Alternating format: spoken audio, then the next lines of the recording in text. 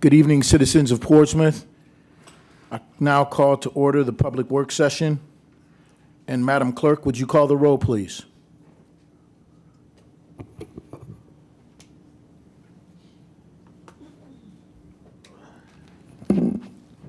Mr. Barnes, Mr. Battle, Here.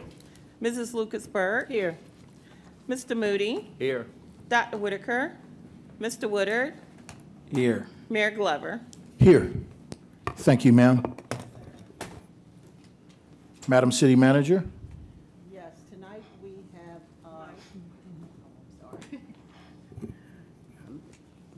ready to get started. Tonight we are reporting back the adjustments we've made to the spending categories for the American Recovery Act funds. Deputy City Manager Mimi Terry will make the presentation, and after which we will address any questions you have.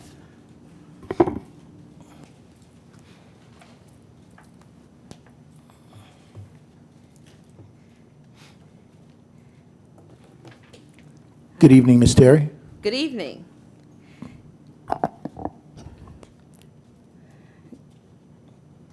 Good evening, Honorable Mayor, Vice Mayor, Madam City Manager, City Council, Administration, and Portsmouth family. Administration has met with each council member to determine the spending categories and to coincide with the federal spending guidelines relative to ARPA funds. These are the categories that have been presented to each council member during our sessions and from the previous presentations. For infrastructure, this list has not changed. However, we did reduce the cost that we have allocated to seawall replacement based on timeline. The project has to be done within a certain timeline. There were 2 phases that needed to be completed, so we actually reduced it to 1 phase in order to meet the ARPA timeline guidance. Water and sewer, this category has not changed. There are 12 of 70 sewer replacement pumps or rehab replacements that need to happen. For health and safety, we've added COVID testing and supplies to this category. Again, city employees have been testing bi-weekly, every 2 weeks for COVID tests before they come to work. The change here is an increase to the citizen direct payments, and that's due to youth COVID-19 incentives that after meeting with the council, each one, this additional category was added based on the recommendation of council members. The other categories are the same with the one-time payment. I have the Director of Social Services to add more information if there are questions after the presentation. Community, the lighting, and the crime reduction strategies has stayed the same. Business support has stayed the same. We've added some additional funding to minority business development. The homeless shelter has stayed the same. However, we've just added the design cost to include as part of the cost for the proposed shelter. Broadband initiative has stayed the same. Field and replacement has stayed the same, with the removal of some funds that are able to be addressed with the schools, and the schools will use those ARPA dollars for that.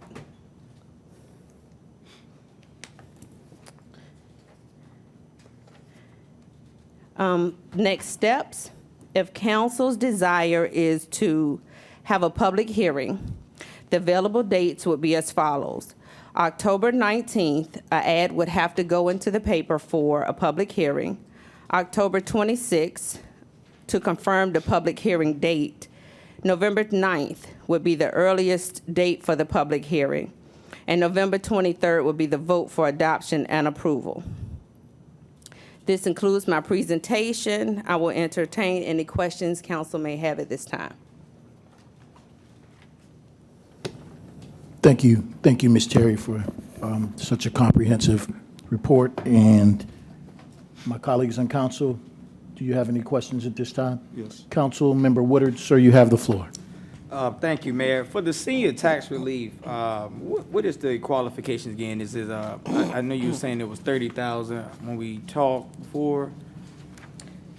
So for the senior tax relief, currently it's 30,000. What we're trying to do is expand the program to increase the threshold for seniors to be able to qualify.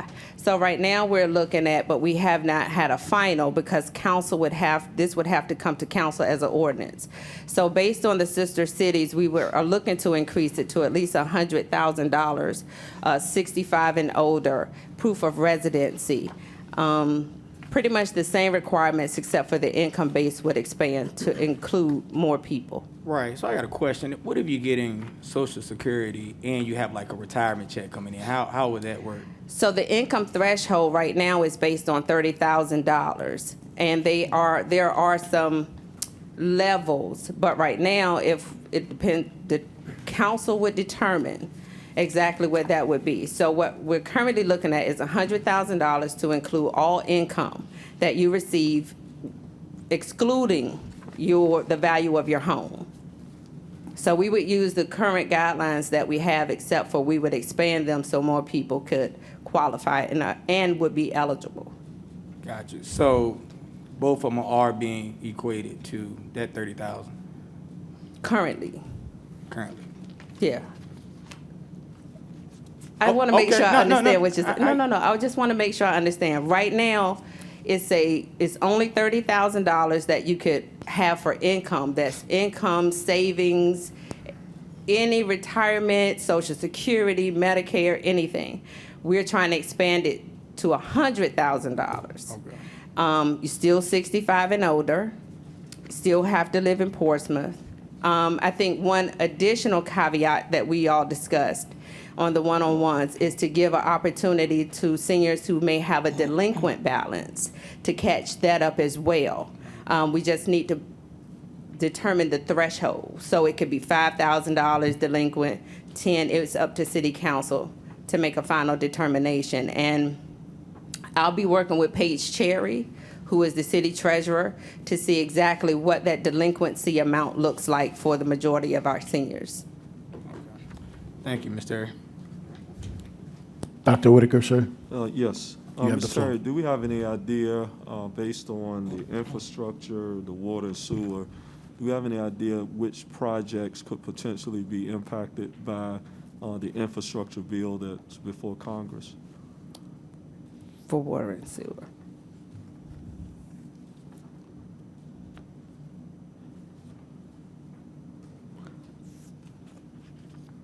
Because we have 10.9 million under infrastructure, Okay. and you have 13.3 under water and sewer, and potentially those may be items that the infrastructure bill may be potentially funding. We don't know, but potentially they could from Congress.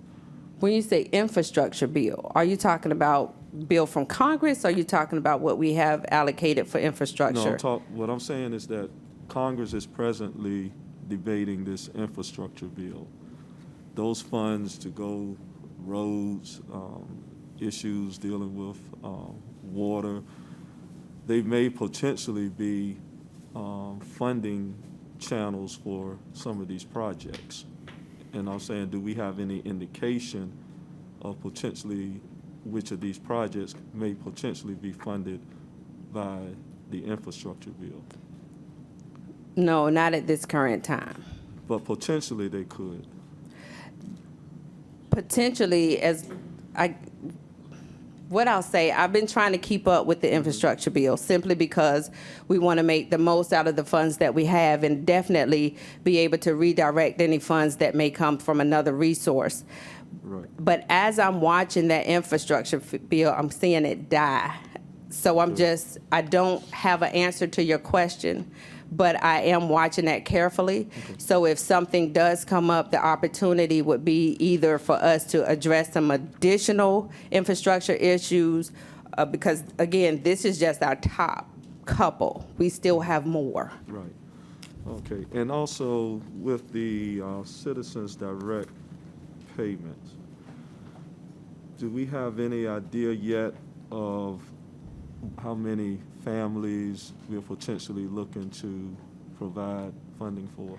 Yes. So I will allow Pam Littlehill, who is the Director of Social Services, but I just want to give her to give you some background of some information we found today, and then that will allow me to give you more of the number of families we could potentially assist for one-time direct pays. Okay.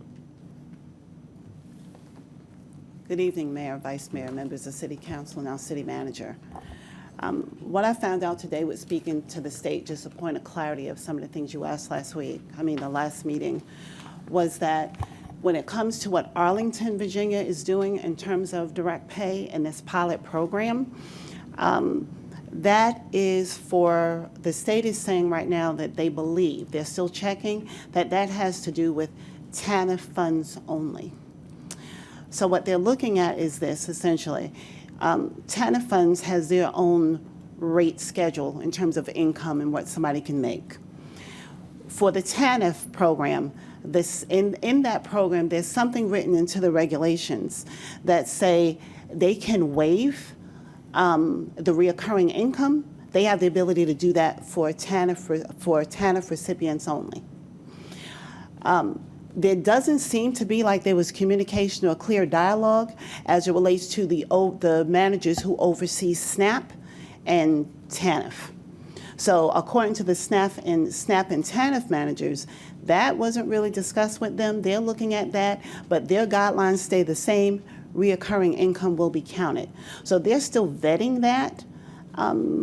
So they're not sure. They tried to get an answer from me fully by the end of council today, but they could not. They said right now that only applied to the TANF recipients. Now, one of the issues is most of the people who receive TANF, a large portion of them receive SNAP and Medicaid. So even if you said, well, we can just look at TANF, no. Most of the people who are on TANF also receive SNAP and Medicaid benefits, and they would be affected. So again, I did clarify for you whether or not the one-time direct payment would affect them, and no, it would not. I asked it also again if it was $500 this year and subsequently $500 the next year. No, it would not. It would not be affected where it would mess with their benefits. So you could do it over fiscal years or over calendar years? Correct. So when you say that they're still vetting the reoccurring issue with SNAP, and then you also say that you have persons who are on multiple programs. So how would that impact persons who we would want to give direct payments to who are on TANF and SNAP? We would have to tease out, and we do have the information, who exactly is receiving TANF only. We can usually find that because they obviously registered with us, which is different from the people that were receiving multiple benefits. So I would have to look at that and give you exactly what that population is. So if they're still debating about or discussing about... They're debating about SNAP and right, Medicaid. Right. So if they're still discussing that, is that a state policy or federal policy as far as determining how they can get paid? Right. See, Medicaid and SNAP are going by the federal policy. And there is something written into the regulations as it relates to specifically TANF, that there's something in there that talks about gifts. And I asked him, I said, well, that's gifts, but is that reoccurring? And he said, well, yeah, we have it on the TANF side, and we have the ability to make that waiver. But he's checking into whether or not, because it doesn't seem to be where the Medicaid portion and the SNAP portion have agreed to anything for Arlington as any ongoing funds. So they're looking at that article that went out, And they're investigating that right now. Okay. So do we have, so we don't have any idea of how many families this could potentially impact because we don't? Not right now with just TANF, but that's something that I can pull up by tomorrow. So what about the Alice families that you were mentioning last The time? Alice families was about 10,000 in Alice families, and it was about 24,000, a little over that in terms of other benefits. Do we have information as far as within those families, which ones are single mother families, which ones have children, which families are senior? Do we have a breakdown of that data? I'm sorry, do we have information? Do we have a breakdown on families that are single mother headed? Do we have a breakdown of families that have children and a breakdown on families that are seniors? Do we have that? I know we have the data. You gave a data sheet. as far Social as- Services has it. So we could get that Yes, information. we can always look and see exactly how many children are on the caseload, and we can tease out, this person is receiving benefits for 2, 3 people. We can look at that and tease it Okay. out. Because It it's, takes us a little time, though, in Yeah. the state system, but we can eventually pull it. because at some point, there's going to have to be some criteria as to who gets priority, Correct. because we have limited funds. So I know I would want to see a breakdown so that we can determine which families need to be targeted. How many in each family? Because I've, Well, you have some families that have children, some families may not have children. Correct. And then you have some families that may have a senior-headed household and no children. Mm-hmm. So I'm curious to see if we have that breakdown so that we can determine which ones we would need to target. we can break it out like that. Okay. When we do look at data on the state side, we look at households versus actual individuals receiving benefits, so to speak. So you can have more than one family in a household, but they have different cases. So it means I may not count Miss Edna and her 3 children, but I count Miss Edna as the household Okay. for all of them. And we usually break it out by that, but we can get those demographics for you. Okay, because before we go to a public hearing, I think we would want to know how many families are being impacted by these dollars. So like when you have senior tax relief, how many are being impacted by that? So that would be, So you're looking for the specific number. In general, you actually have 24,564 in terms of families currently receiving benefits. If you want to know, we have X amount of families with 1 child, X amount of families with 2 children, then I can do that. That's what you're looking for? I was looking for families that have children in them, families that have a senior in that family, so that when we determine who's going to get funding and how that priority, it may be that we give priority to seniors or families that The have seniors would children be of on their senior- own case, but families, you have 24,564. Right, so within that 24,000, you know, how many of them have children? How many are single mother-headed?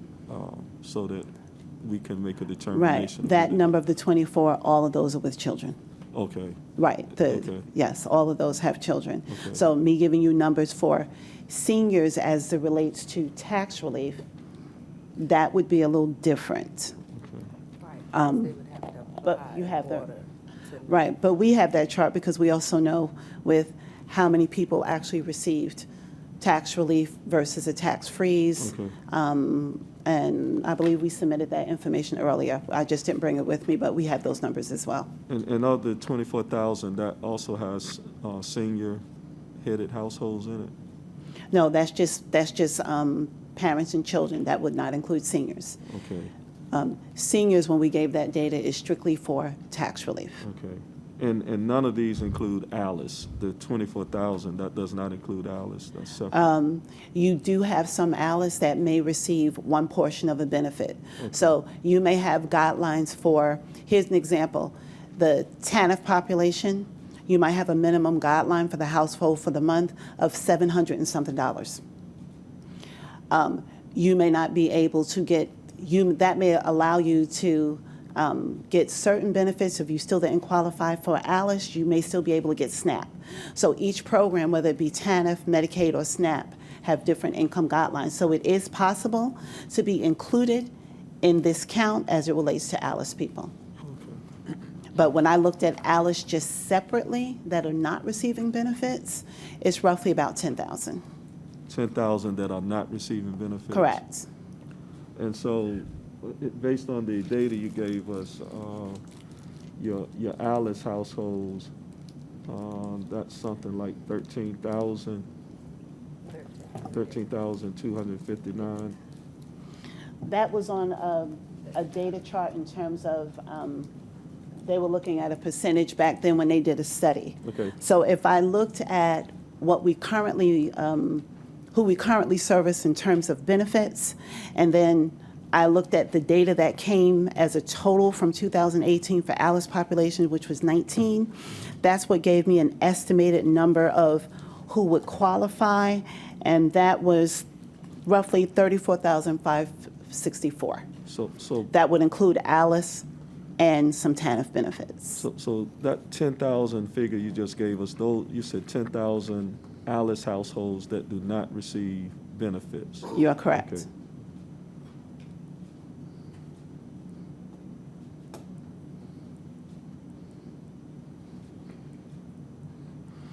Okay. Mayor, I yield and come back. Thank you, sir. Mr. Moody, you're next, and then Councilwoman Lucasberg. Mr. Moody, you have the floor, sir. Thank you, Mayor. Ms. Terry, getting back to the tax relief program, you mentioned the $100,000 as a figure for the gross income Yes. component. The current tax relief program also has a financial reserves component of $75,000. So how is that remaining? Is that going to be adjusted for inflation as well, or is it just $100,000 period? We're looking at a $100,000 period, because again, this was something that we wanted to do to expand the current program. If it's the desire of City Council to make that adjustment or change, we just need the guidance and direction. So I can understand it correctly, it'll just be based on annual income, no financial reserve. May I interrupt? I think there is an asset component. There's an asset amount and there's an income amount. Income was capped at 30,000. Asset, Councilman Moody, was 75,000, I believe. Yeah. Well, that's what I'm speaking of. And there were two components to that program. I don't know if that's changing or not, but for the last 10 years, I have a disabled brother that I applied for, and so I'm pretty familiar with it. And there's an asset level and an income level. Right, and we do have the veteran, since you brought that up, we do have the veteran relief program as well. Yeah, and I don't know. Well, I brought that up at the last meeting because I think you shared with us those figures. That program had not been adjusted since 1978. Correct. And if you applied the CPI to the 30,000, that would be over 69,000 now. So when we look at the annual income, we also need to look at that financial reserve component. And what I could do, just for clarity, is I can provide the numbers to our sister cities and what that income cap is, as well as the asset portion, to help to give just the council an idea of what the other localities are doing to make a decision on where you would like to cap that dollar amount. Yeah, and I think that would be useful. In fact, I had sent an email, I think, last week requesting that we look at what other cities are doing. I think, and I've looked at them individually myself, ours is extremely low. Yep, Because it has not been adjusted. correct. And the other piece of that program is tax freeze. I don't know when that was last adjusted,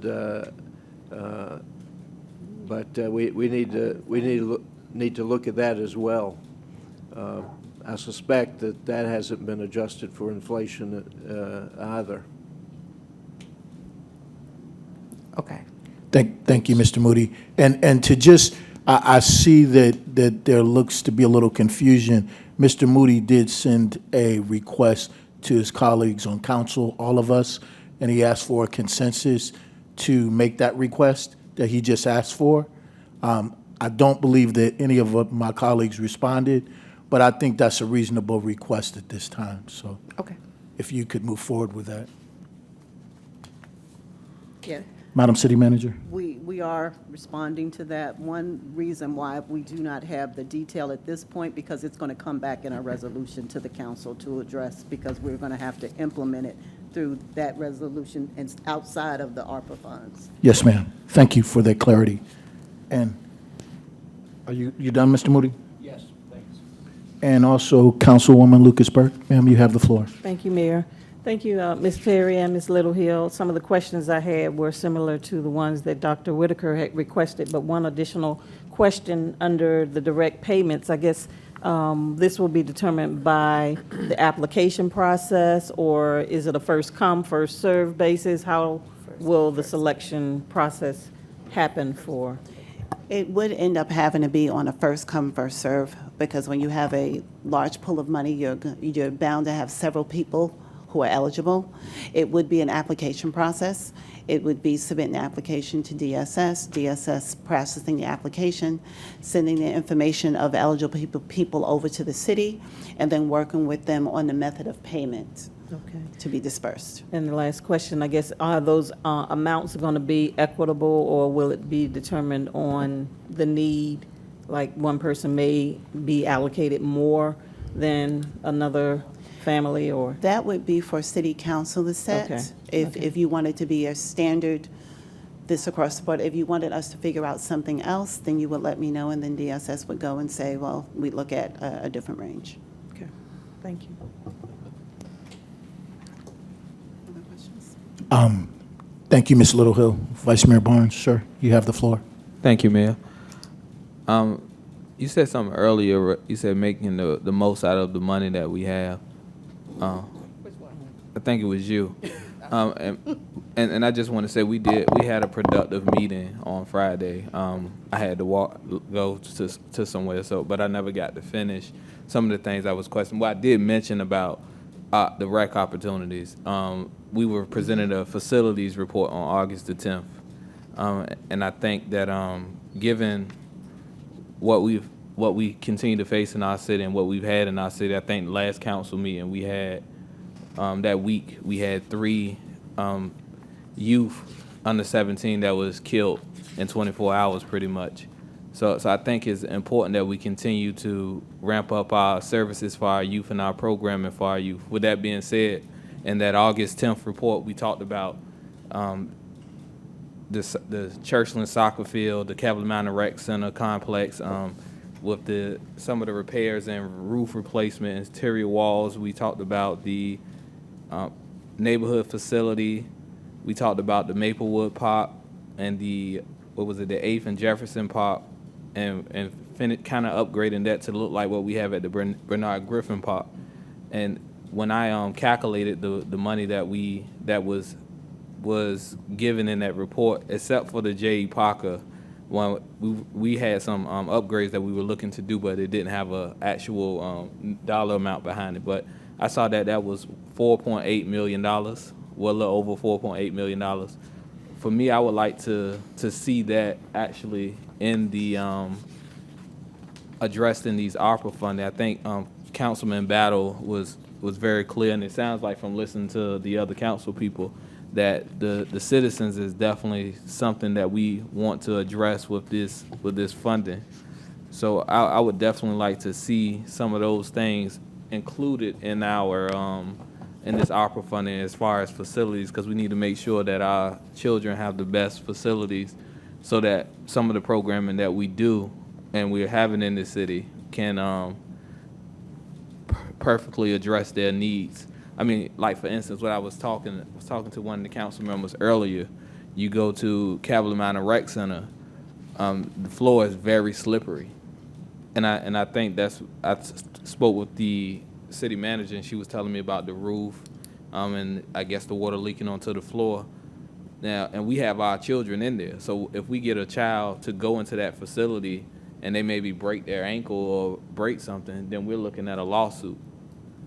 So I think it's important that we spend the money on the facilities instead of the actual lawsuit. So I would like to see those issues that were addressed in the August 10th report regarding facilities addressed in the ARPA funding. Thank you, sir. I did have a couple of,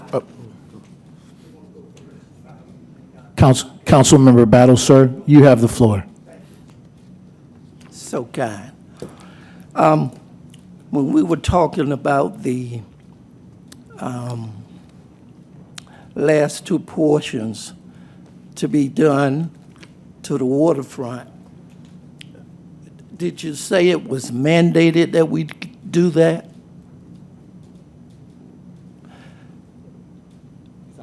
No, The seawall?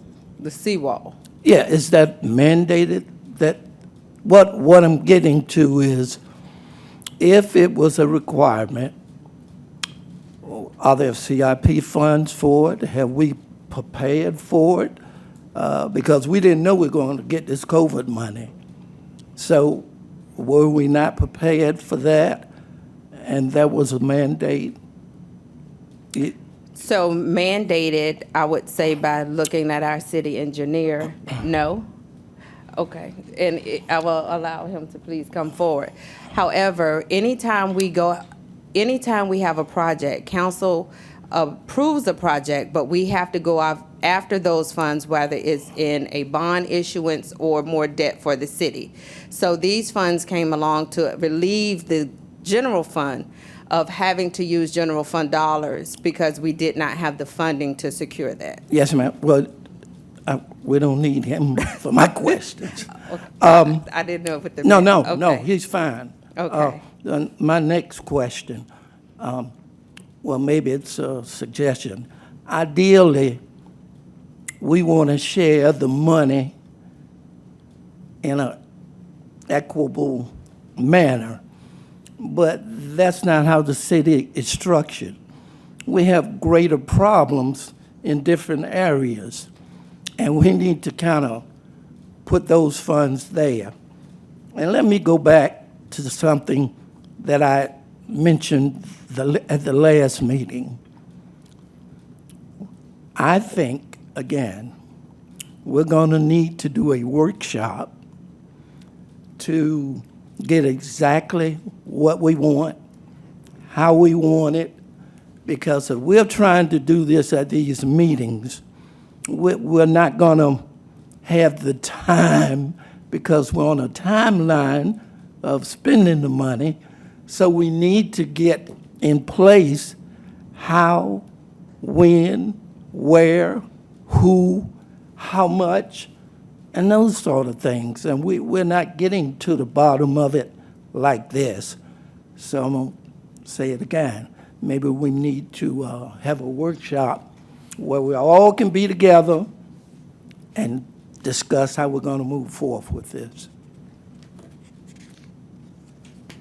Thank you, sir. Madam City Manager, ma'am, you have the floor. Yes, to Councilman Battle's point, I think we're close. One of the things that we got from the individual meetings that we had was feedback on all the categories.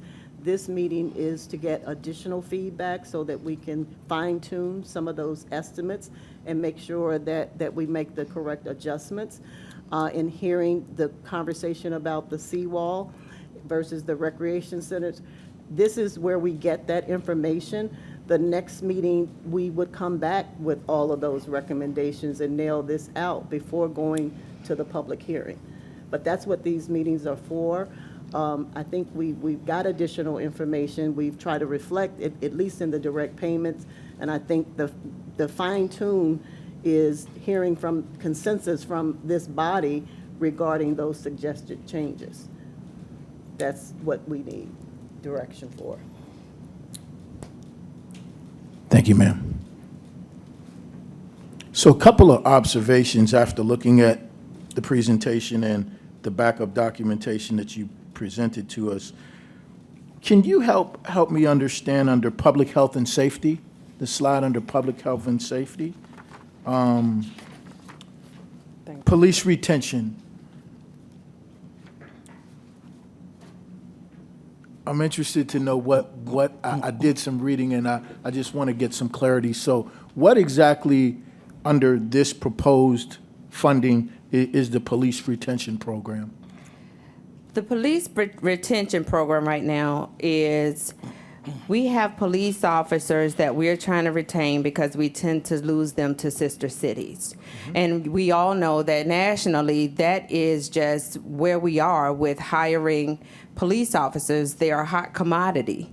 But so is every laborer or every employee that works for a local government that has experience. And so what we were requesting is that we have police retention. It would be a $3,500 retention, and additional $1,500 if you live in the city. That is pretty equivalent comparing or comparable to what the other localities are offering to retain, and they would also be required to sign a 1 or 2 year contract that says that they would stay when they did receive those funds, and if they left the city, that they would be required to pay it back if they didn't stay for the purpose of retention for that time period.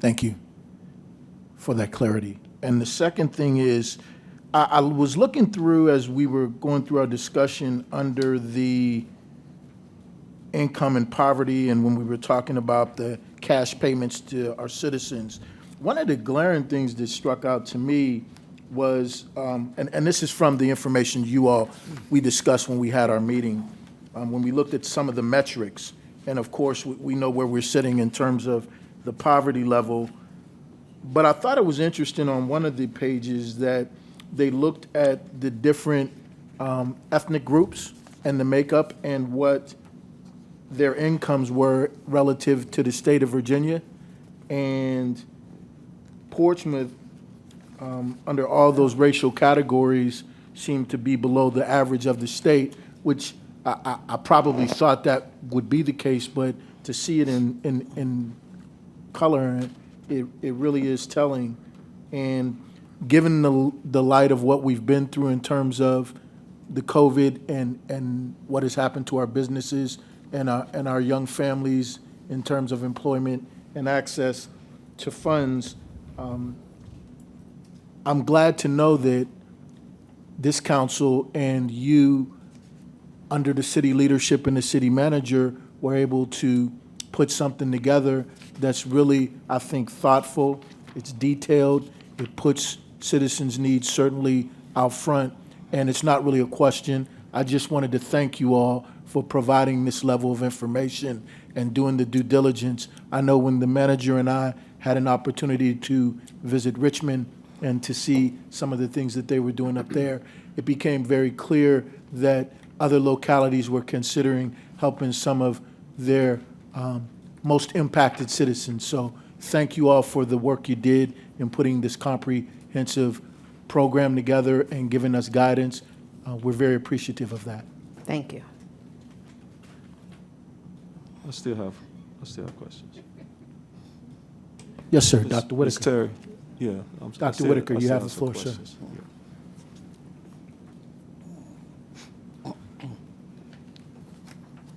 Councilwoman Lucas Burke, I just want to follow up on a issue she raised. She brought up the first come, first serve. How will it be distributed? First come, first serve.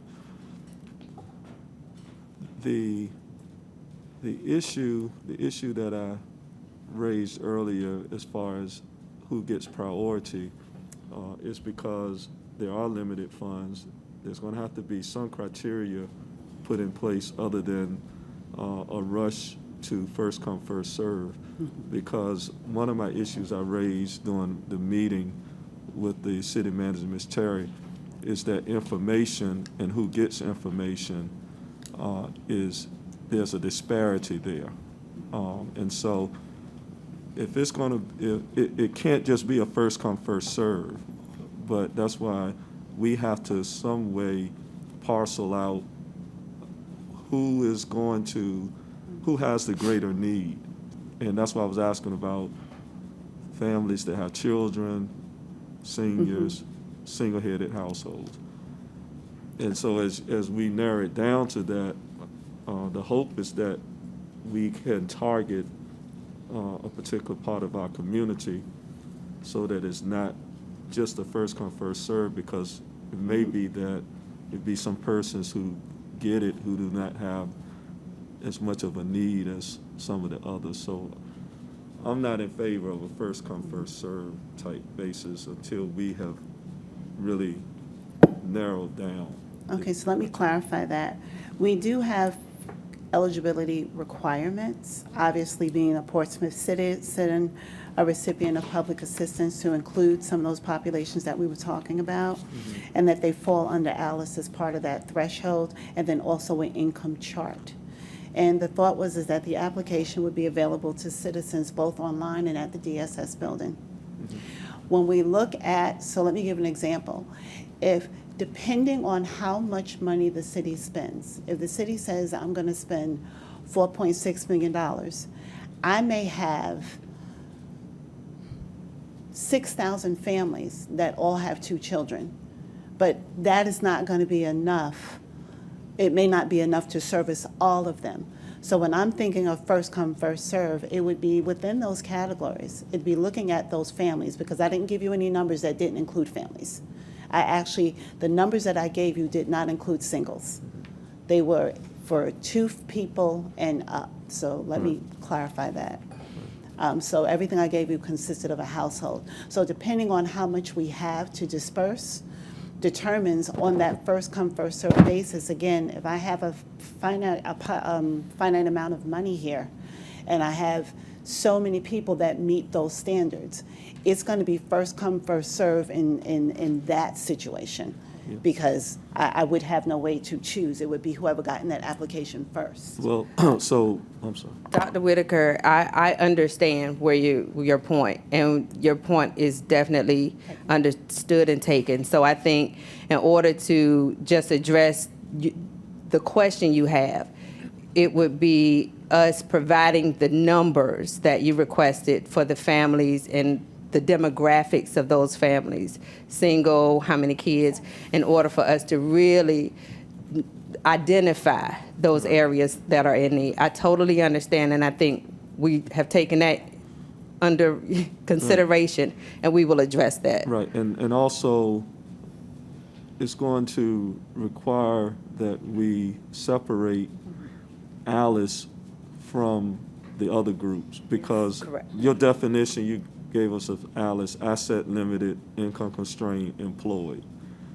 And so those persons, if they're in the group with persons who are below poverty, and they're all competing for those limited funds, it would seem fairer if it was parceled out based on the group, the ALICE and those who are below poverty versus they're competing. Because my issue is that I would say those ALICE households, they are at a higher socioeconomic status than those living below poverty.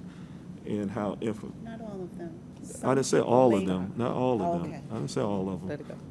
But I said they're at a higher socioeconomic level, and usually information is dispersed differently across socioeconomic status. And so that's why I'm raising that, okay? And- Thank you, sir. All right, and I have one more, Oh. not for you, Mr.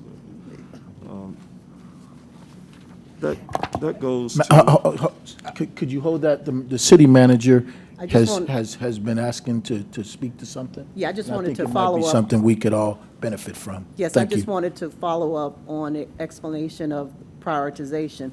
In addition to the categories, we can also predetermine the amount of funds that should be allocated for each of those categories. So we can include more funds for those that meet those higher priorities and less, and so forth and so on. So that's another way to manage it so that you don't have everyone rushing at the same time. You only have certain funds allocated to each of the prioritization. okay. Thank you, ma'am. Sir, you have the floor. Yes, Ms. Terry, on page 4, the elevated tanks rehab.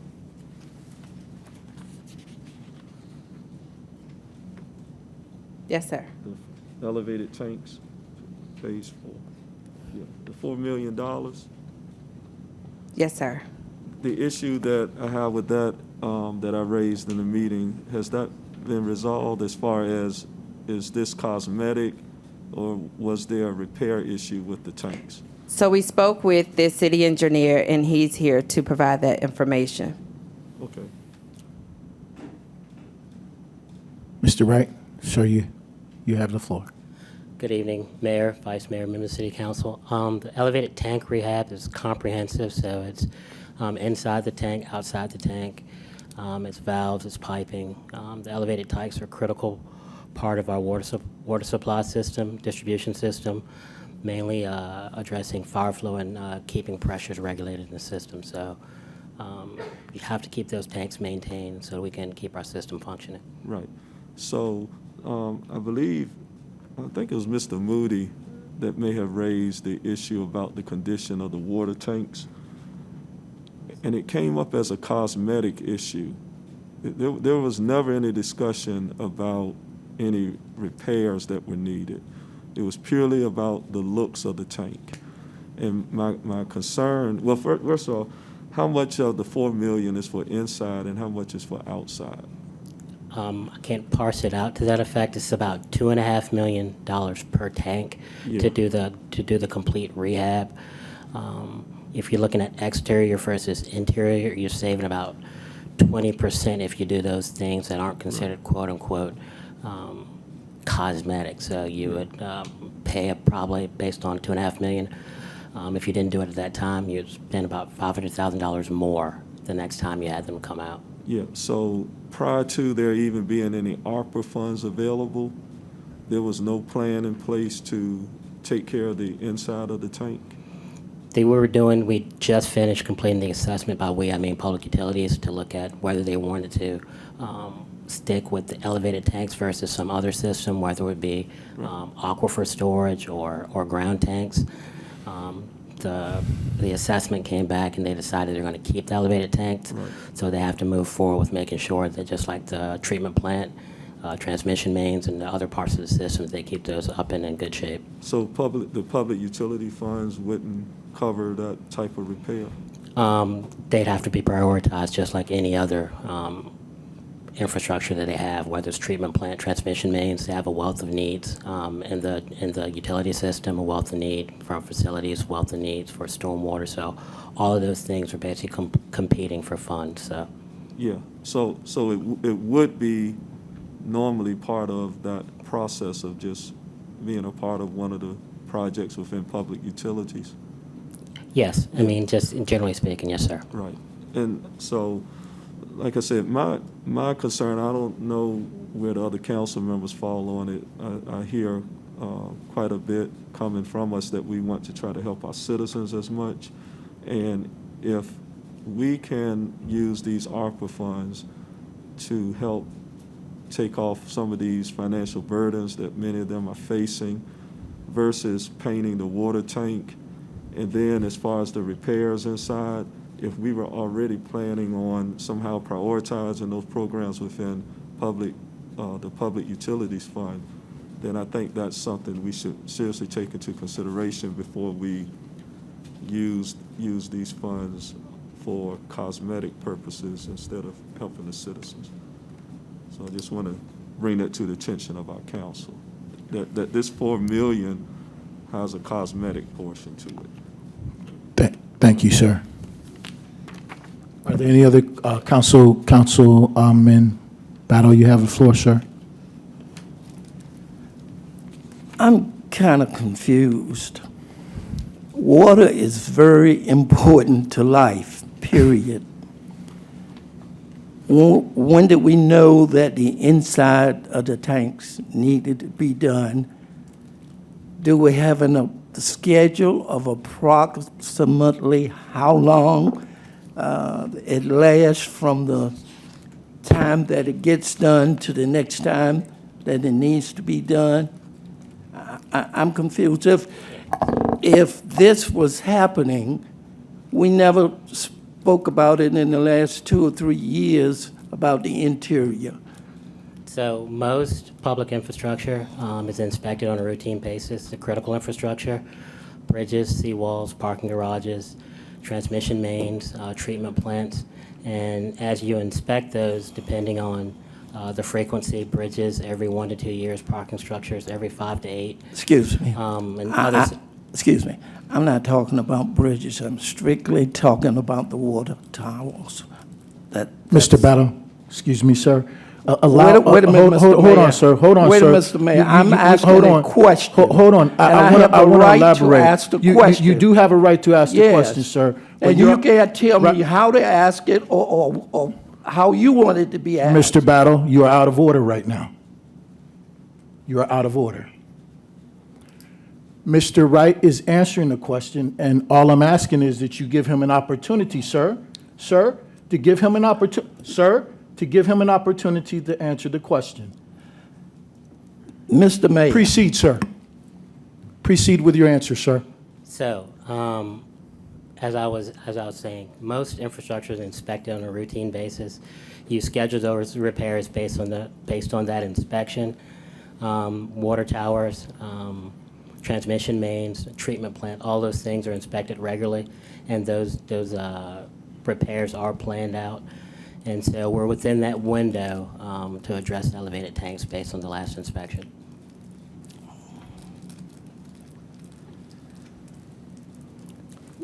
Mr. Barnes? Mr. Battle, sir, you have the floor. Well, if we didn't have the money from the state that we're getting, would we have known that it needed to be repaired on the inside? Yes, sir. I mean, something like that, just arbitrarily coming up is, I think that that's a very important matter, the water, and that to have this to just be mentioned now could put us in an awkward situation with any problem that we would have, in the future. So I think that when there's something or a schedule of something that's going to need to be repaired, we would need to know a couple of years in advance and not a on-the-spot thing like we're doing now. These things need to be brought to us to give us the cushion of time to be able to put the resources together that we need. We didn't know that we were going to have COVID and get this money, but all of a sudden we got this problem. When this is something that we should have addressed a couple of years ago, saying to the council that, 2 years from now we're going to need to do the interior of the tanks. That's all I'm saying. We need to be better prepared rather than, there's some money. Let's find something we can do. Thank you. Thank you, sir. Vice Mayor Barnes, you have the floor, sir. I think I'm in agreement with Councilman Battle, because the way it's being presented is that it's very important, and it's kind of seemed like it's only important because it was money thrown out there now. But that's the perception that we're getting from it. But I think the consensus of council, as it's been for the last couple of meetings, is that we would like this money addressing the issues when it comes to our citizens, directly with our citizens. So looking forward to actually seeing the next presentation where it comes back with more things addressing the issues that deal directly with the citizens of Portsmouth. Thank you, sir. Councilwoman Lucasberg, ma'am, you have the floor. Yes, thank you, Mayor. I understand my council members' concerns with these, and in our meeting, my question was, what projects did we already have under our capital improvement and funds that could have been used through CBDG funding, and then we incomes, ARPA funds, And like we are mentioning now, some ideas or some things that could have been used through capital improvement. I think I asked this at the last council meeting too, because I was wondering, the difference between some of the funding that was already scheduled under capital improvement build-outs or usages, and then we rolled some of it over into the opera fund. So I would kind of be leaning to agree that if the cosmetic part is something that we want to take care of, or is more urgent that we take care of the interior of the water system, then the remaining funds be moved back over to the Citizens Fund. So I just want to remind, we just went and did a bond for $42 million, and that was to cover some projects that we already had underway but did not have the money to finish or, to be able to get them done. So this brought in cash so we could get those projects done. That's why we go into debt for CIP projects that are on the books. Now, this project is pretty much part of a 5-year plan, but I won't speak so much of that. It may just be that we have so many projects. So the answer to the question of why we're just bringing this up now with ARPA money, I would have had to come to you all and ask you for additional dollars, to cover some of the CIP projects that we have not touched, that were not able to be done with the $42 million. So which would have caused us to go into more debt because we need the cash to be able to do it. So that was a part. Every 2 to 3 years, we look for bond issuance for projects to be able to do our CIP projects.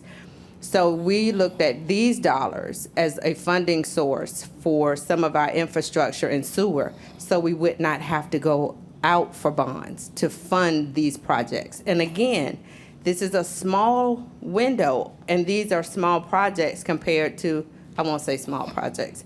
These are a small amount of projects compared to the overall CIP. Correct, and you did bring that back to my memory when we did talk about that, about the bond funding that we would have to go and get. This would be a way for the city to not go into additional debt, which I think we are reaching our debt capacity on that amount, so that would help relieve some of that. So thank you for that additional clarity on that. Mr. Battle, sir, you have the floor. When it comes to our water system, I will not be sitting on a council that has a Flint, Michigan situation. So I don't care if we had to draw a bond to keep this water safe for our citizens. I don't care if we have to go over what we can afford, because that is one of the utmost priorities in this city. So let's not, I don't want anybody to not address the problems that we have with this water and to try to put things off and that sort of thing, because we don't want to draw a bond. To keep this water straight, I would shake hands with a lot of folk. Councilmember Moody, sir, you have the floor. Thank you, Mayor. My colleague just made reference, I think he was referring to Flint, Michigan situation. But you're talking, Mr. Wright, you're talking about water pressure as opposed to water quality. We're in no danger of a Flint, Michigan situation with water towers. Can you put that to rest? No, we're not in danger of having any water quality issues. Our water gets tested daily. We meet or exceed thresholds. The director of public utilities, his professional license won't allow him to let the water system get to that state as in Flint, Michigan, and neither will mine. You know, the other thing, I know doing deferred maintenance on the water tower, and the appearance of it, since I brought that up, it's probably been 90 days ago at least. If you look at the appearance of the water towers, it's it's gotten both of them have gotten worse since that period of time. So, doing the needed repairs to maintain the water pressure and make the water towers, which are very noticeable throughout the city, to improve the appearance of them, I think that is a benefit to residents of Portsmouth. Just like the seawall. To neglect to repair the seawall, I would think is going to probably lead to a higher cost as it deteriorates. And we're also trying to market that property, which to have a seawall in place that's structurally sound, I think that's an important piece of being able to attract business to that area. So I'm in favor of doing both of those things and leaving both of them in this program. Thank you, Mayor. Let me say. Thank you, sir. Mr. Battle, sir, you have the floor. Let me say to my colleague, water quality is not the only thing that would put us in a catastrophic situation. There are other things that can happen within the water system can create a catastrophic situation. And for your education, sir. Thank you, sir. And we're going to have one more question on this matter, and then we're going to close it out and go on to the next thing. So, sir, you have the floor. Let's see. What's the next item on the agenda? The next item is the city manager's report overview, and we do have a closed We have a session closed session, that we have to do, sir. Okay, all right. I think all of us have the interests of the city at heart. It's just some philosophical differences on how we approach it. But my concern, and I think it would be helpful, because you have raised the water tank issue and some infrastructure issues, I think it would be helpful if we were to get some information on this public utilities funds and these projects that you have scheduled under the public utility fund, and how that might interplay with this project being done. Because I think looking at this in isolation as just ARPA being a source of funds, that there are other ways of doing it. Because, like I said, philosophically, some of us are of the opinion that before the water tanks are painted, that we remove some of the stress that people may be facing. And so I would like to see that information given and discussed within the context of this being part of the public funds providing funding for this versus ARPA. Thank you, sir. And I mean, that's not something that can be determined tonight. But I'm saying that would be something that we would like to see. And I'm in agreement with Mr. Battle that this time period is pretty constrained as far as discussing it. And if council feels like we need to have a meeting, special meeting or so to discuss this, I would be in favor of that as well, because this is a major decision that we're about to make. Thank you, sir. And once again, if I could just add one more thought about the matter. As council members, we are responsible for the fiscal health of the city, as well as taking care of the citizens of the city. And I think those two are not separate. They go hand in hand. We did have a previous presentation that was given about the state of the condition of those towers, and it does deal with water pressure, and it deals with the issue of making sure that we meet the needs of our city as it relates to water pressure, and providing the opportunities for businesses and homes in that area and in our city to have those things too. I just want to say to you all, thank you for all of the hard work that you put in to bringing this to us, and understand that the money that we've received under the ARPA, it is a one-time deal for the most part. It is not a recurring amount of money. It has a limit. And as we go forward and looking at the projects that we have on the books and we have committed to, it is important that we all, as colleagues and leaders and people that were elected to these positions to be good stewards of our funds, keep in mind that we need to maintain that balance. And so I think what you all have presented here today is a balanced approach. It deals with equity issues and helping those who have been through difficult times in our community, and that is a good thing. So thank you once again for your professionalism and your presentation.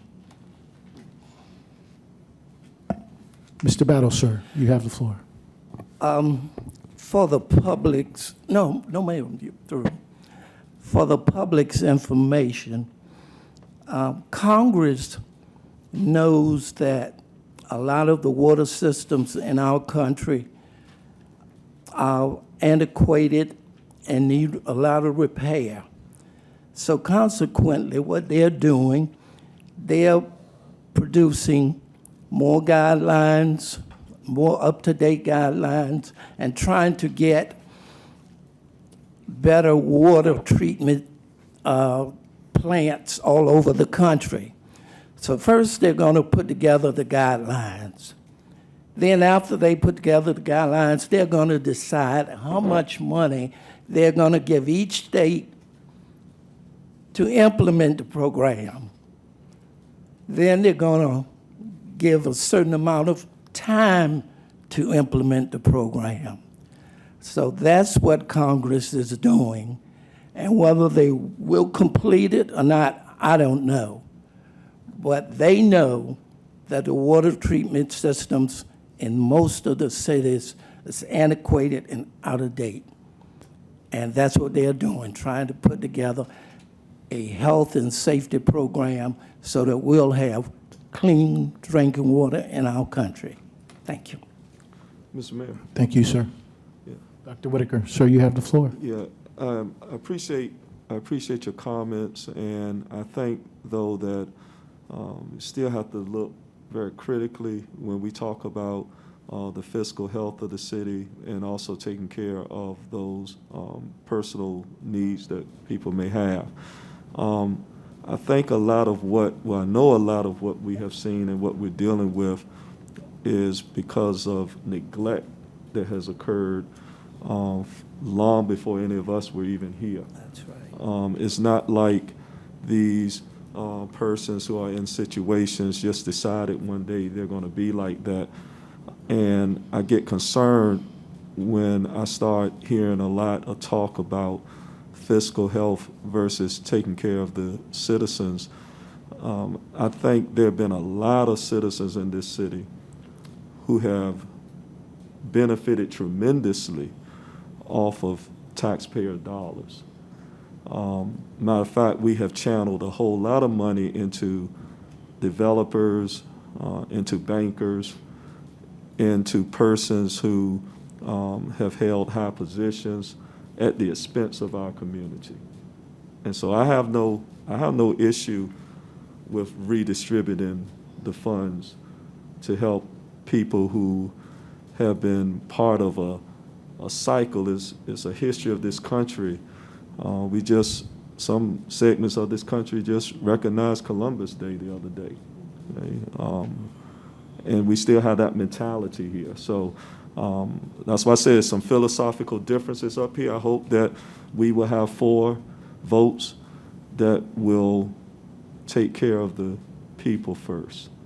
And if it's some painting that needs to be done, and we can use other funds for that and transfer funds to help our citizens, I hope we have 4 votes that can do that.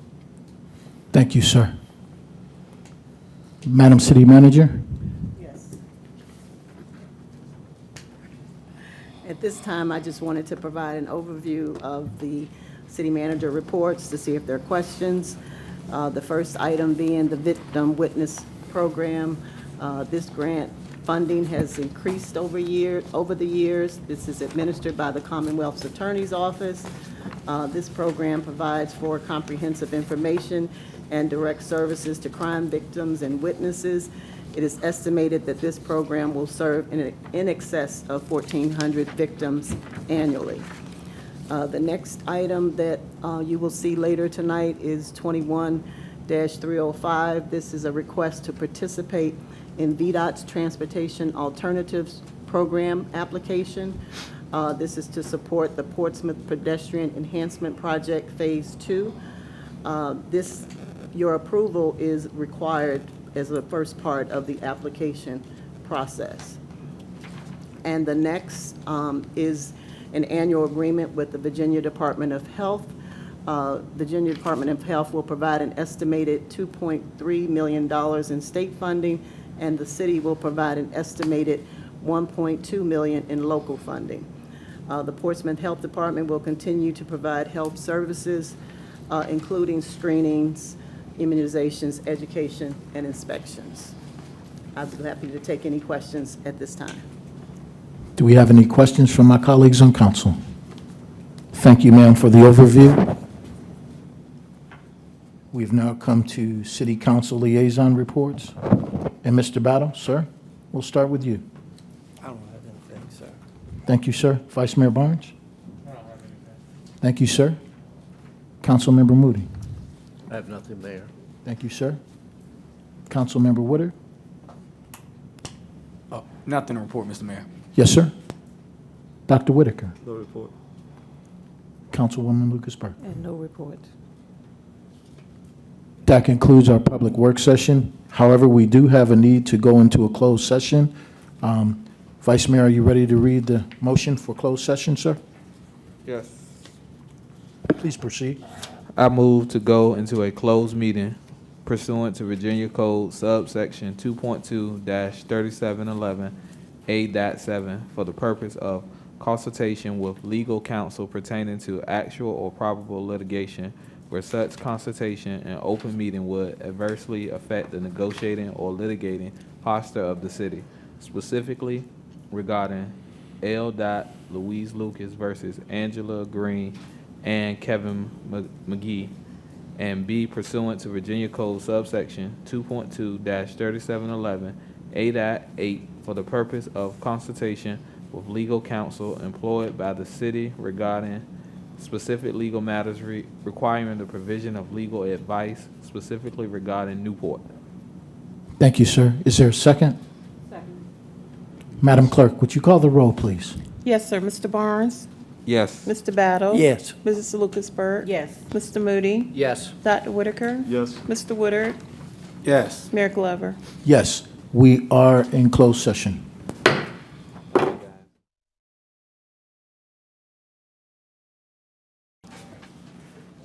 We have a need to come out of closed session, so Vice Mayor Barnes, would you read the motion to come out of close? Then we need a second. I hereby move that each council member certify that to the best of his or her knowledge, only public business matters lawfully exempt from open meeting requirements under the Virginia Freedom of Information Act, and only such public business matters as were identified in the motion by which the closed meeting was convened were heard, discussed, or considered in the closed meeting just concluded. We have a second? Second. Madam Clerk, would you call the roll, please? Yes, sir. Mr. Barnes? Yes. Mr. Battle? Yes. Mrs. Lucas-Burke? Yes. Mr. Moody? Yes. Dr. Whitaker? Yes. Mr. Woodard? Yes. Mayor Glover? Yes, and colleagues, we'll take a 3-minute recess before we begin our regular meeting. Thank you.